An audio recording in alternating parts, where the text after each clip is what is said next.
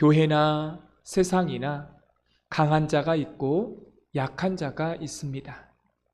세상에서는 태어날 때부터 가난한 사람이 있고 태어날 때부터 부자인 금수저가 있습니다. 세상에서는 또한 태어날 때부터 건강한 사람이 있고 약골로 태어난 사람들이 있습니다. 이렇게 강한 자가 있고 약한 자가 있습니다. 교회 안에도 마찬가지입니다. 참 이상한 것은 예수님을 그렇게 오래 믿는 사람이나 직분과는 아무런 상관이 없이 믿음이 약한 사람이 있고 믿음이 견고한 사람이 있다는 것입니다. 교회나 세상이나 다 이렇게 강한 자나 약한 자가 존재합니다. 그러면 우리는 한 가지 궁금한 점이 있죠. 하나님께서 세상을 창조하실 때 다 똑같이 부자로, 다 똑같이 건강한 사람으로 만드시지 왜 어떤 사람은 부자로 어떤 사람은 가난한 사람으로 태어나면서부터 평생 그렇게 살게 하였는가? 왜 이렇게 하나님께서 불공평하게 창조하셨을까? 이런 질문을 할 수가 있는 것입니다.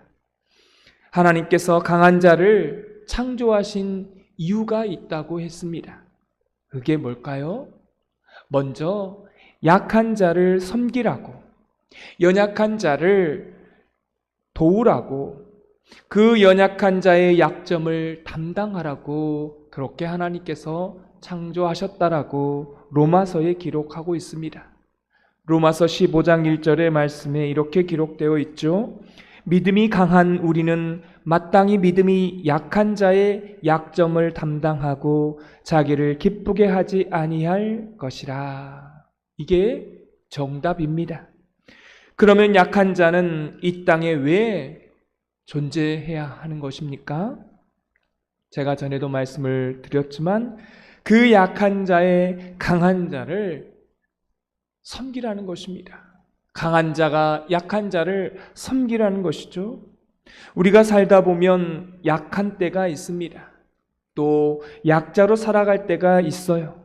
그럴 때 그 강한 자의 도움을 받고 하나님께 자신을 돕는 그 강한 자를 위해서 축복하면 되는 것입니다. 하나님, 제가 저 사람에게 갚을 길이 없습니다.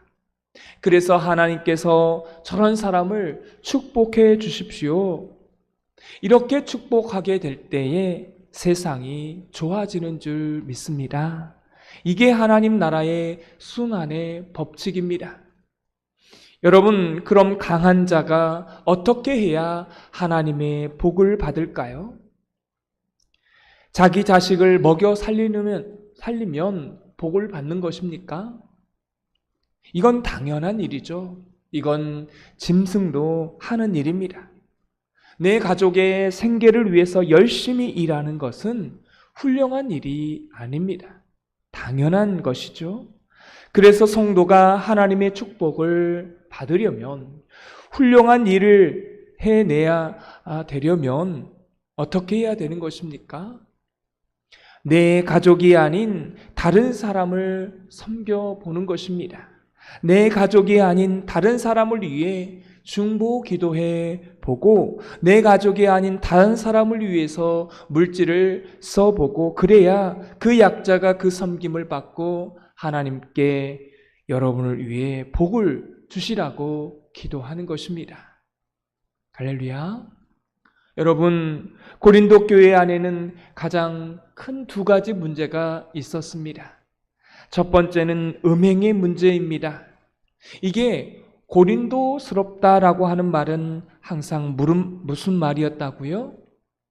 음란하다, 음탕하다 이런 말이었고요. 두 번째는 우상의 제물의 문제였습니다.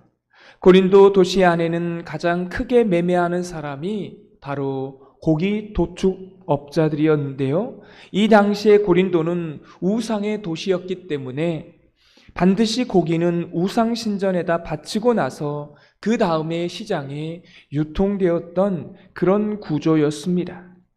닭 한 마리를 먹어도 소고기 한 점을 먹어도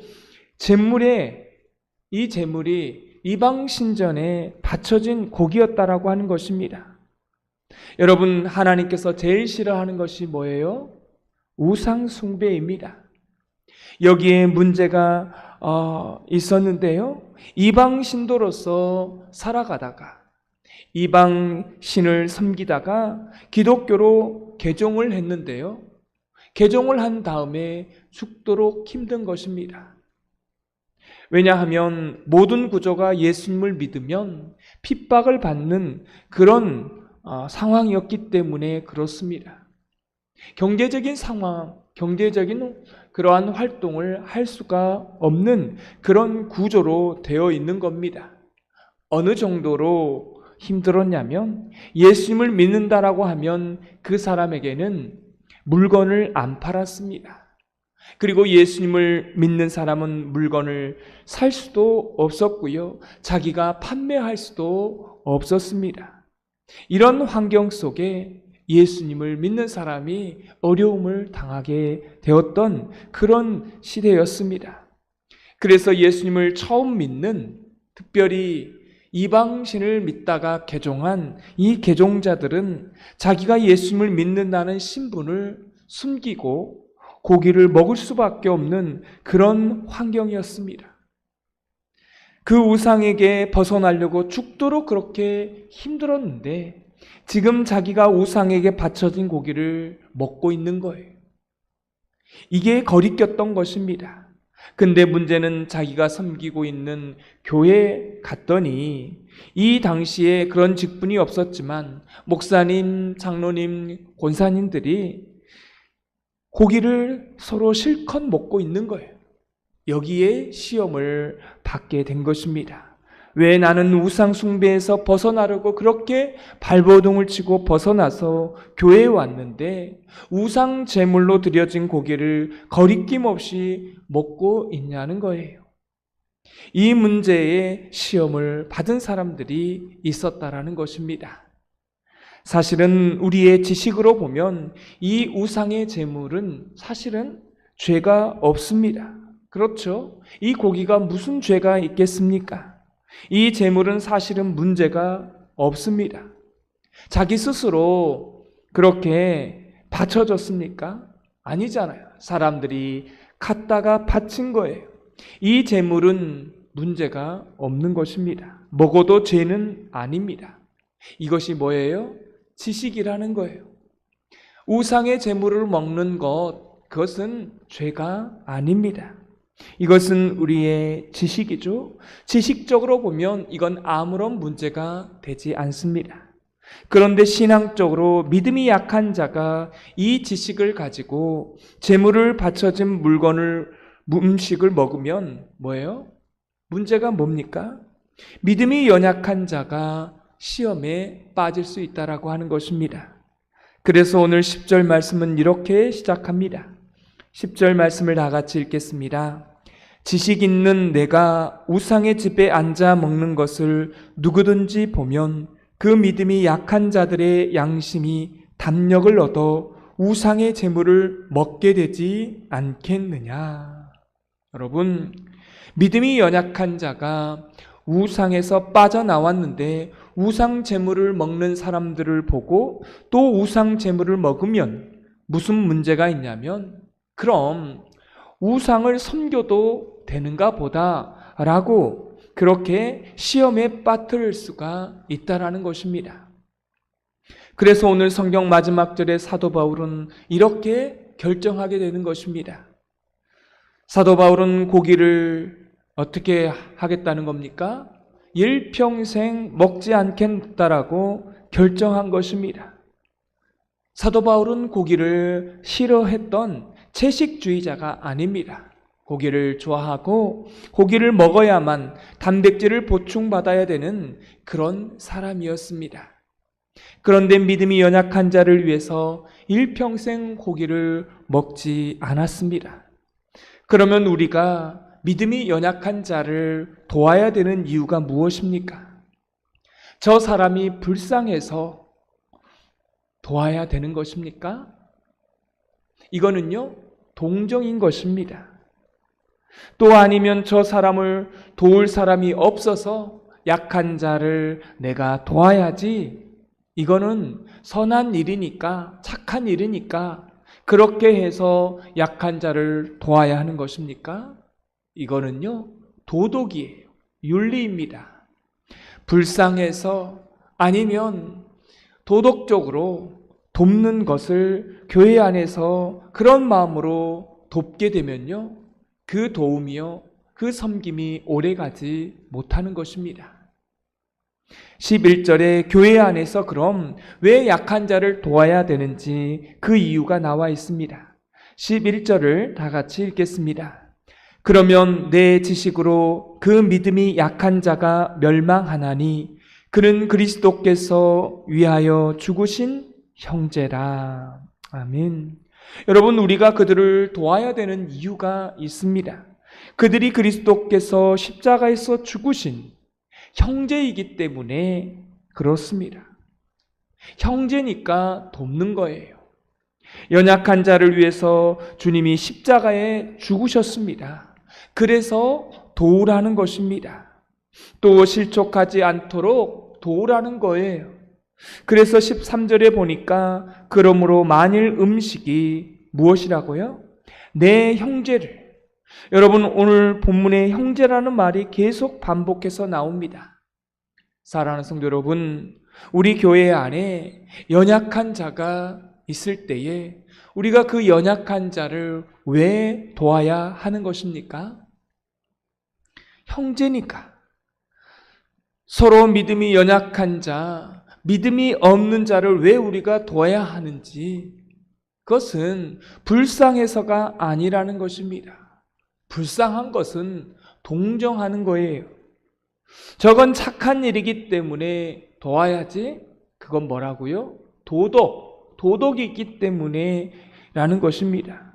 교회에서 그런 마음으로 연약한 자를 돕는 게 아닙니다. 교회는 그런 곳이 아니에요. 돕는 이유는 저 사람이 나의 형제이기 때문에 돕는다는 것입니다. 할렐루야. 사랑하는 성도 여러분, 연약한 자가 시험을 받고 연약한 자가 아프면 어떻게 해야 됩니까? 함께 아파해야 하는 것입니다. 왜요? 형제니까. 중요한 것은 그리스도께서, 우리 예수님께서 저 사람을 위해서도 죽으셨으니까요. 나만을 위해서 죽은 게 아닙니다. 강한 자를 위해서만 죽은 게 아니에요. 연약한 자를 위해서도 죽은 것입니다. 여러분, 가정 안에서도 마찬가지입니다. 여러분, 가정 안에서 누가 강한 자입니까? 경제권을 가지고 있는 자가 강한 자입니까? 착각하지 마십시오. 경제권을 가지고 있는 자가 강한 자가 아니에요. 여러분, 강한 자가 남편이 아닙니다. 진짜 연약한 자일 수도 있습니다. 신앙을 가진 사람은 세상의 관점으로 누가 경제권을 가졌느냐, 누가 더 힘이 있느냐, 누가 주도권이 있느냐, 이런 걸로 가지는 게 아닙니다. 오늘 성경의 말씀처럼 지식이 있는 사람, 믿음이 견고한 자가 있고 아무리 남편일지라도 아무리 교회에 직분을 가지고 있지만 연약한 자가 있다는 것입니다. 옛날에는 제가 그랬어요. 인간이 불쌍해서. 근데요, 이것은 동정에 불과한 것입니다. 이 동정은요, 그때뿐이에요. 다 사라지게 되어 있습니다. 이건 착한 일이니까 이건요, 도덕입니다. 그러나 우리 마음속에 이분을 위해서 주님이 십자가에 죽으셨구나라고 하는 형제의식이 있을 때 진정으로 돕는 것입니다. 나의 형제니까 라고 하는 이 말씀을 의지하면서 이 말씀을 우리 가운데에 갖게 될 때에 우리가 연약한 자의 약점을 담당하는 성도가 되는 것입니다. 여러분, 중요한 것은 우리가 그 연약한 자의 약점을 담당하고 도울 때 그 연약한 자가 강한 자가 되는 것은 아닙니다. 끝까지 약할 수 있어요. 그렇죠? 가난한 사람이 어느 날 갑자기 도움을 받는다고 해서 부자가 되는 것은 아닙니다. 가난한 자가 끝까지 가난할 수 있어요. 그러나 그 사람조차도 하나님이 사랑하고 있다고 하는 사실을 우리는 항상 잊지 마셔야 할 것입니다. 교회 안에 연약한 자가 있고 강한 자가 있습니다. 하나님은 강한 자만 사랑하지 않으셔요. 연약한 자를 위해서도 십자가에서 죽으시고 사랑한다고 하는 사실을 항상 잊지 마시고 이 하나님의 마음을 담아 연약한 자를 잘 섬기는 저와 여러분이 되시기를 주님의 이름으로 축원합니다. 그렇게 될 때에 그 믿음이 연약한 자가 하나님, 제게 저런 섬김을 받아야 되는데 저런 자에게 하나님의 복이 임하기를 원합니다. 저런 사람이 섬김을 받아야 되는데 저 사람을 축복해 주십시오. 이렇게 빌어주게 될 때 하나님의 복이 저와 여러분 가운데 임하게 될 줄 믿습니다.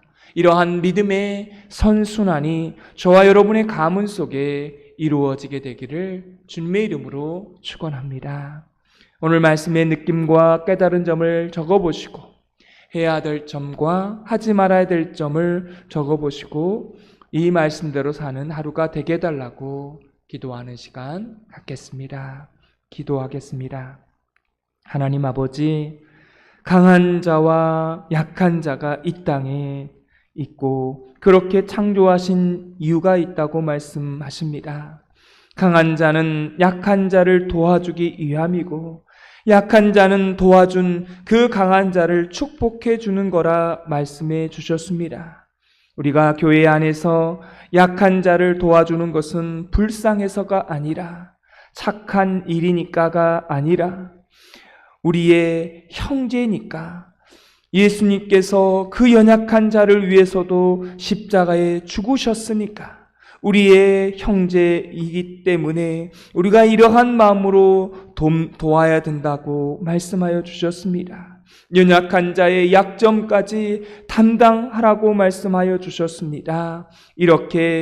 이러한 마음을 가지고 우리가 연약한 자를 도울 수 있게 하여 주시고 우리의 가정이 그렇게 연약한 자를 돕는 우리 모든 가정들이 되게 하여 주옵소서. 오늘 하루도 이렇게 연약한 자를 돕고 또 연약한 자는 강한 자를 위해 축복해 주어서 그 축복이 강한 자의 축복이 되는 귀한 역사가 있게 하여 주옵소서. 예수님의 이름으로 기도드리옵나이다. 아멘.